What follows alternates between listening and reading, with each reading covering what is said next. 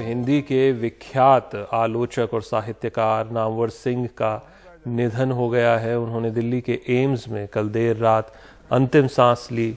नामवर सिंह 93 वर्ष के थे। नामवर सिंह पिछले कुछ दिनों से बीमार चल रहे थे। जनवरी में वो अचानक अपने कमरे में गिर गए। इसके बाद उन्हें एम्स में भर्ती कराया गया। हिंदी के सबसे गंभीर आलोचक और समीक्षक के रूप में जाने जाते हैं। उनकी किताब पृथ्वीराज रासों की भाषा, कहानी नई कहानी, कविता के नए प्रतिमान, दूसरी परंपरा की खोज काफी मशहूर हुई। हमारे सीनियर एडिटर प्रियदर्शन हमारे साथ हैं, जो खुद साहित्य की दुनिया में उनका अच्छा नाम है। प्रियदर्शन, आप नामवर सिंह को अगर याद करें, उनसे मुलाकातें भी हुई होंगी, बातें भी हुई होंगी, अपने कुछ अनुभव अगर आप एनडीटीवी के दर्शकों के साथ साझा करना चाहें।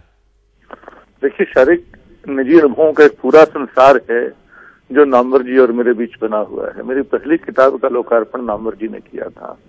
दरअसल इसी बात से मैं शुरू करना चाहता हूँ कि नामवर जी ने जो किताबें लिखी उनका अपना महत्व तो है। छायावाद पर उनकी किताब, या दूसरी परंपरा की खोज, आलोचना के नए प्रतिमान, ये सच है कि पूरा दौर हिंदी साहित्य में नामवर युग के नाम से याद किया जाएगा।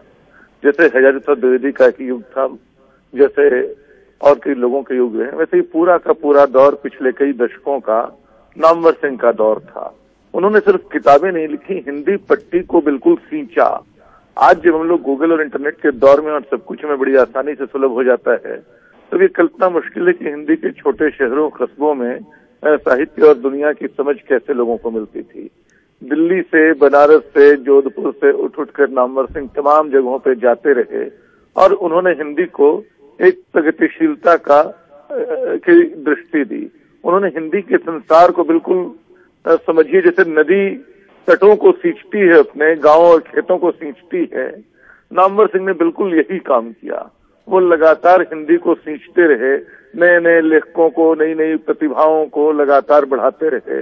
एनडीटीवी पे मैंने जब कार्यक्रम किया था पुस्तक मेले में, तो वो उसके अतिथियों में थे और लगातार ऐसे कई मौके आए जब संवाद की परंपरा में मैंने पाया कि उनका योगदान बहुत बड़ा है। आज जब हम राष्ट्रवाद को लेकर एक अजब तरह का उफान देख रहे हैं, तब मुझे याद आता है कि लगातार नामवर सिंह इसके खिलाफ आज से नहीं हमेशा लिखते रहे।